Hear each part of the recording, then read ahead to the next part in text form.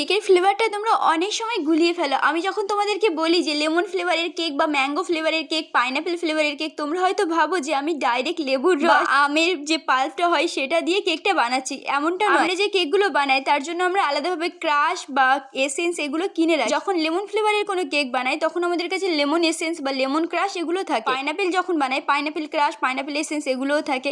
তো তোমরা কখনো এটা ভেবো না যে লেমন ফ্লেভারের কেক মানে ডাইরেক্ট লেবুর রসটা আমি সেখানে ইউজ করছি, এমনটা মোটেও না। কথাগুলো আমি তোমাদেরকে এই কারণে বলছি, আমার একটা কিউট সাবস্ক্রাইবার আমার কাছে ফোন করেছিল, করে বলছে যে দিদি লেমন ফ্লেভারের কেকে তুমি কোন লেবুটা ইউজ করো? টক লেবু মানে পাতি লেবু যেটা হয় সেটা, নাকি কমলা লেবু? আমি ওদেরকে বলছিলাম যে লেমন ফ্লেভারে আমি কোনো রকম লেবু ইউজ করি না, ওপরে শুধু গার্নিশিংয়ের জন্য লেবুটাকে স্লাইস করে কেটে দিই, সেটা হলো গন্ধরাজ লেবু। এর আগেও একজন আমাকে ফোন করে বলছিল যে দিদি পাইনাপেল কেক বানাবো, আনারসটাকে কিভাবে কেকের মধ্যে ইউজ করবো? আমি তাদেরকে কি উত্তর দেবো বলো? আমি কেকের ক্লাস খুব তাড়াতাড়ি শুরু করবো, অনলাইন অফলাইন দুটোই।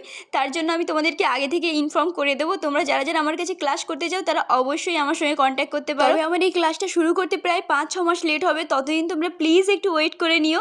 আর কেক বিষয়ে সমস্ত প্রশ্ন তোমরা আমাকে অনায়াসে করতে পারো, আমার নাম্বার অলরেডি দেওয়া রয়েছে। প্লিজ ভিডিওতে একটা লাইক করে দিও আর চ্যানেলটা সবাই প্লিজ সাবস্ক্রাইব করে নিও। দেখা হবে পরের ভিডিওতে।